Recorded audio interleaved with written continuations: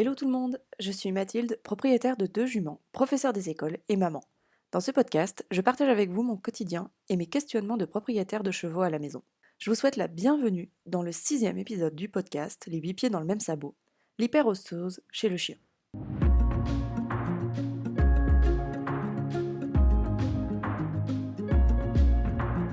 Avant de commencer cet épisode, je voulais vous parler d'une petite chose qui concerne en fait simplement le rythme de diffusion du podcast. J'avais prévu de diffuser au moins 2 épisodes par mois, donc un épisode toutes les 2 semaines. Sauf que, contrairement à ce que je pensais, je n'y parviens pas.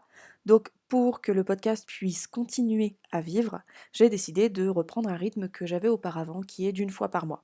Donc j'espère que vous ne m'en tiendrez pas rigueur et que malgré tout vous continuerez d'être présent à chaque fois qu'un épisode sort. J'ai aussi la volonté d'essayer de gagner toujours un peu de temps et de faire un peu moins de montage. Donc d'ores et déjà et pour la suite, je vous demanderai un petit peu d'indulgence parce qu'il risque d'y avoir des hésitations, parfois des à répétition et j'espère que vous me pardonnerez. Dernier petit point avant de commencer.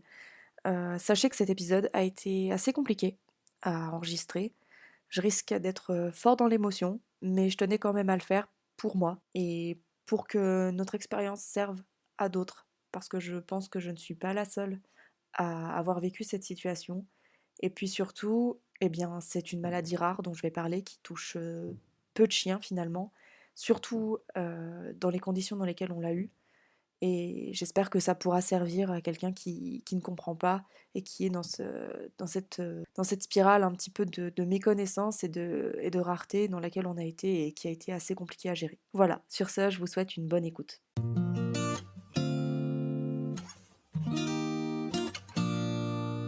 Vous l'aurez compris dans l'introduction de cet épisode, aujourd'hui on ne va pas parler chevaux, mais on va parler de chiens. Courant mars, j'avais fait une story sur Instagram pour vous dire que Mali, ma chienne malinois, n'allait pas bien, que sa maladie évoluait et que voilà, je prenais une petite pause pour pouvoir m'occuper d'elle. Et c'est de cette maladie dont on va parler aujourd'hui.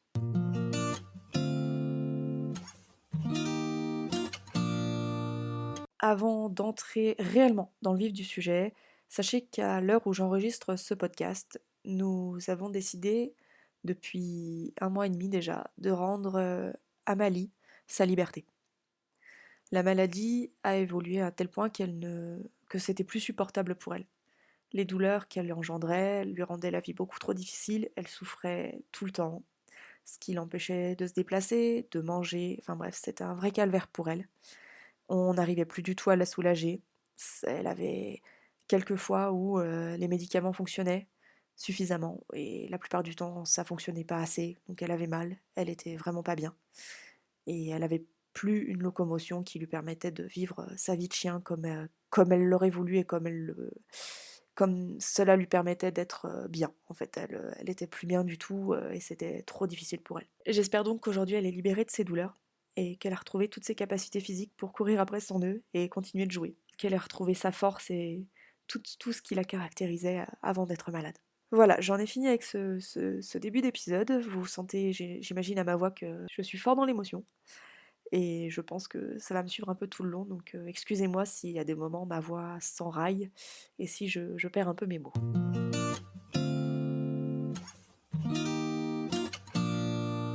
L'hyperostose, qu'est-ce que c'est? Depuis le mois de mai 2023, Mali a été diagnostiquée porteuse d'une hyperostose idiopathique diffuse. L'hyperostose, c'est une maladie qui touche les os.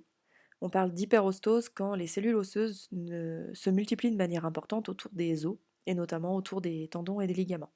Le terme idiopathique indique que c'est une maladie dont on ne connaît pas la cause en fait. Et le terme diffuse, c'est pour le fait que la multiplication des cellules osseuses peut se faire à n'importe quel endroit du corps sans vraiment de cohérence. En bref, c'est l'os qui continue à pousser au niveau d'une ou plusieurs articulations, de manière complètement anarchique. Chez Mali, ma chienne, cette hyperostose touchait la colonne vertébrale. On a poussé tous les examens au plus qu'on pouvait. Et le dernier examen qu'on a fait courant mars, c'était un scanner. Et ça nous a permis d'observer que si on regardait mon chien du bout de la queue en remontant vers la tête, on pouvait observer que sa colonne était ossifiée sur toute la partie lombaire et sur la moitié du thorax. Donc si on partait de la queue, il y avait les deux premières vertèbres, enfin les deux vertèbres qui sortaient du sacrum qui étaient ossifiées. Et après, quand on remontait pour aller jusqu'aux épaules, toute la base, le bas de sa colonne vertébrale côté sacrum était ossifié et jusqu'à la moitié des côtes à peu près. Et après, c'était en bec de perroquet et on pouvait. En fait, elle avait une sorte de double colonne vertébrale au niveau où c'était ossifié. Et comme je le disais, sur la seconde partie thoracique jusqu'aux premières cervicales, l'ossification était en cours et les vertèbres présentaient de nombreux becs de perroquet qui pinçaient de ci, de là les différentes structures autour. Et on a également pu s'apercevoir qu'au niveau de la partie ossifiée, les foramen, en fait, c'est les interstices sur les côtés des vertèbres qui permettent le passage des nerfs à la sortie de la moelle épinière. Et ben en fait, ces trous, ces foramen commençaient à s'obstruer. Et ce phénomène d'obstruction concernait plusieurs vertèbres successives, ce qui fatalement entraînait une paralysie et ainsi que d'énormes douleurs, provenant à la fois des os qui étaient trop gros, des muscles qui étaient pincés, mais aussi des nerfs.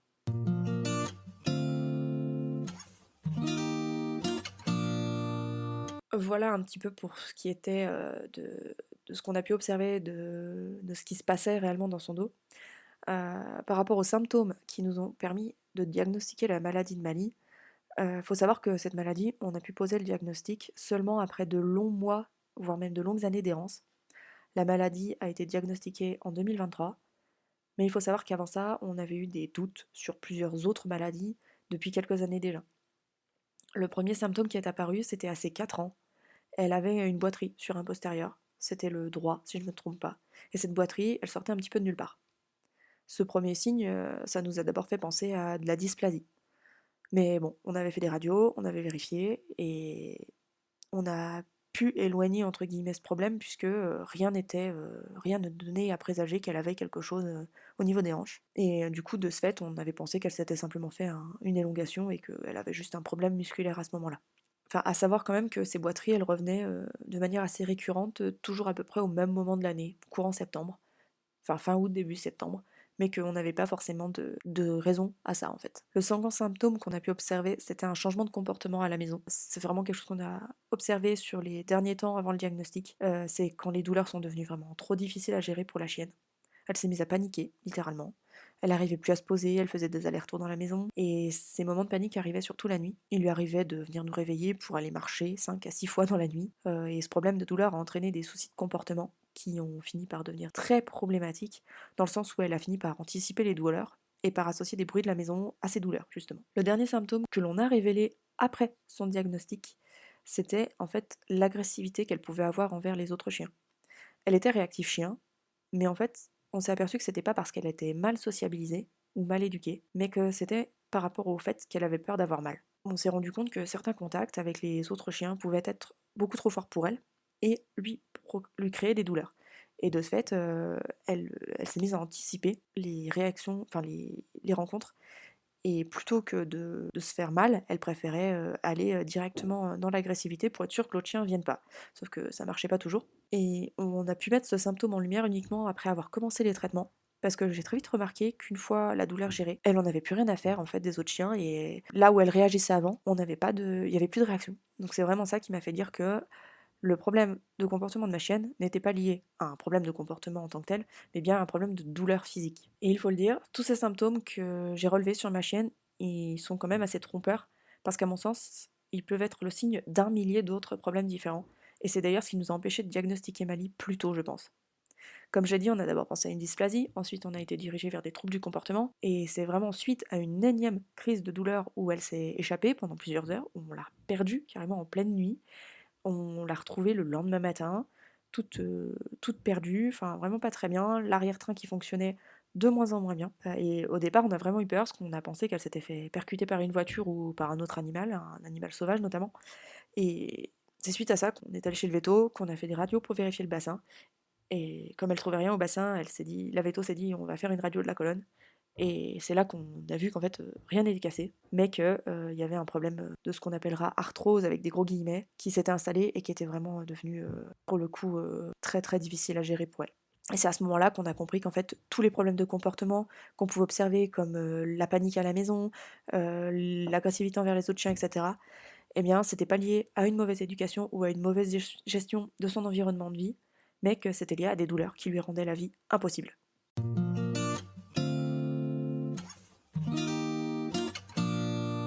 On va parler maintenant du traitement de la maladie. Pour cette partie de l'épisode, sachez que je vais uniquement parler de ce que nous avons mis en place pour Mali et que je pense réellement que d'autres solutions existent. Ce qui fonctionne pour Mali ne peut ne pas fonctionner pour un autre chien. Et c'était vraiment adapté à elle, et c'est ce qui a marché pour elle, et ça peut vraiment être très différent pour un autre cas.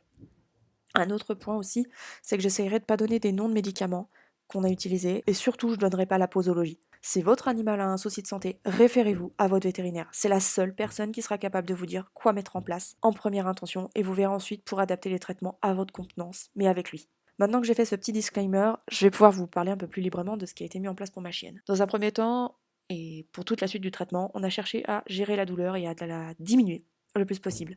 C'est ce qui nous a drivé durant toutes ces années, depuis le diagnostic jusqu'à la fin. Le but était de l'aider à vivre sa vie de manière la plus sereine possible et de la soulager du mieux possible jusqu'à ce qu'on ne puisse plus le faire, ce qui est malheureusement arrivé au mois d'avril cette année. Pour gérer la douleur, on a commencé par utiliser plusieurs médicaments en parallèle.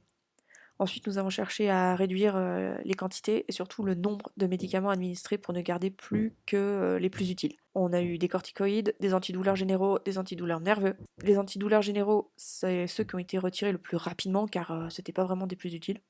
Les corticoïdes, eux, ont été conservés quasiment jusqu'au bout. On les a changés à peine un mois avant de lui dire au revoir contre des anti-inflammatoires. Et elle a conservé par intermittence des antidouleurs nerveux jusqu'à la fin. On a ensuite surtout voulu aller plus loin en essayant de diminuer les douleurs chroniques potentiellement induites par l'arthrose. Elle a eu des injections d'anticorps assez connues pour le traitement de l'arthrose durant 2 ans. Et c'est grosso modo tout ce qu'on a pu faire pour gérer la douleur, ou en tout cas pour essayer d'éviter les crises de douleur trop importantes. Vraiment au niveau médical, je parle. Évidemment, ce tout était couplé à une activité physique modérée mais constante. Malheureusement, avec un Malinois, c'est pas forcément évident d'être sur quelque chose de modéré. Je le disais souvent, Mali, elle avait pas de bouton off. Et c'était hyper compliqué de la gérer et de faire en sorte qu'elle n'en fasse pas trop. Parce que c'est un chien qui s'arrêtait jamais, en fait. Elle s'arrêtait à partir du moment où elle était crevée, sauf que là, elle en payait les conséquences et généralement, elle faisait des grosses crises de douleur derrière. C'était une maladie incurable, on ne pouvait pas l'éradiquer, et tout ce qu'on pouvait faire, c'était diminuer les symptômes afin de les rendre les plus insignifiants possibles, jusqu'au moment où on pourrait plus le faire. Et clairement, on a réussi à gérer ça jusqu'au mois de février 2025, là où sa locomotion a commencé doucement mais sûrement à se dégrader.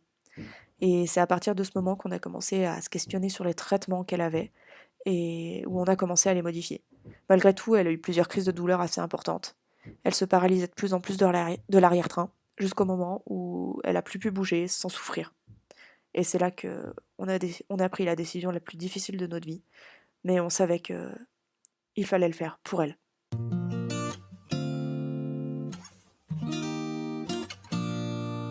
Mali a donc fait plusieurs crises de douleur courant février, mars et même début avril. On a décidé de faire un scanner mi-mars pour voir si on pouvait faire quelque chose de plus. C'était la seule manière de voir comment avait évolué l'ossification et d'avoir une idée de ce qui bloquait et si on pouvait aller plus loin avec une opération.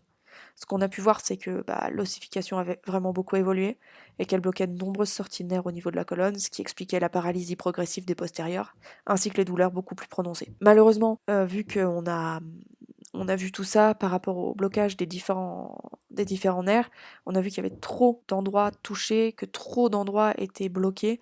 Et du coup, ce qui a mis de côté directement l'opération, parce que ça demandait de gratter trop d'endroits, il y aurait eu plus d'effets négatifs que d'effets positifs pour le coup. Donc on a dit que c'était pas la peine.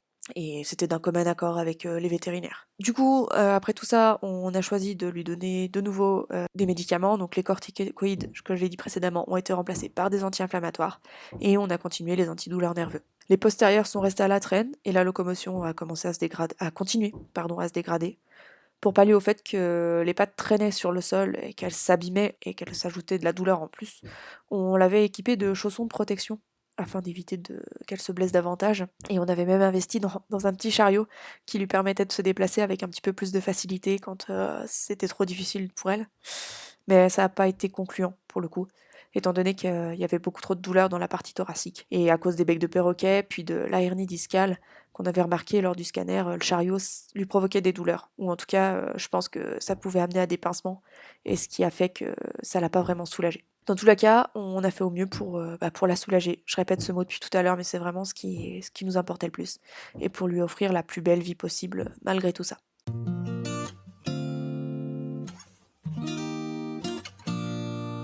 Si je n'ai qu'une seule chose à dire, c'est de profiter de vos animaux un maximum. Un problème est vite arrivé, et même si on garde toujours espoir, c'est terrible de les voir souffrir et de devoir prendre cette décision horrible, qui est de leur dire au revoir. Je crois que je vais m'arrêter là pour aujourd'hui, parce que vous l'aurez compris, c'est encore très difficile pour moi de parler de tout ça, parce que c'est encore très récent. 1 mois et demi, c'est pas beaucoup. Et à l'heure actuelle, j'enregistre cet épisode avec 2 photos d'elle en face de moi, dans sa meilleure forme, avec son ballon et sa balle, aux côtés de ma fille. Et vraiment, si elle nous manque énormément. Et c'est encore très difficile. Enfin voilà, on la cherche encore beaucoup et c'est vrai qu'elle nous manque, cette petite boule de poil. Si vous avez des questions à propos de la maladie de mon chien ou de ce qu'on a pu mettre en place pour l'aider, ou si simplement vous avez envie d'échanger autour de ce sujet et de ce genre de maladie, n'hésitez pas à me contacter par message sur Instagram ou sur mon compte @lescarnetschicorée. Vous avez aussi mon mail qui est dans la barre de description. Et si le podcast vous plaît, n'hésitez pas à lui laisser quelques étoiles sur les plateformes d'écoute. Je serais ravie de lire vos commentaires si vous en laissez. Et voilà, il ne me reste plus qu'à vous donner rendez-vous du coup dans 1 mois et non pas dans 2 semaines pour le prochain épisode. Prenez bien soin de vous et de vos animaux. À bientôt.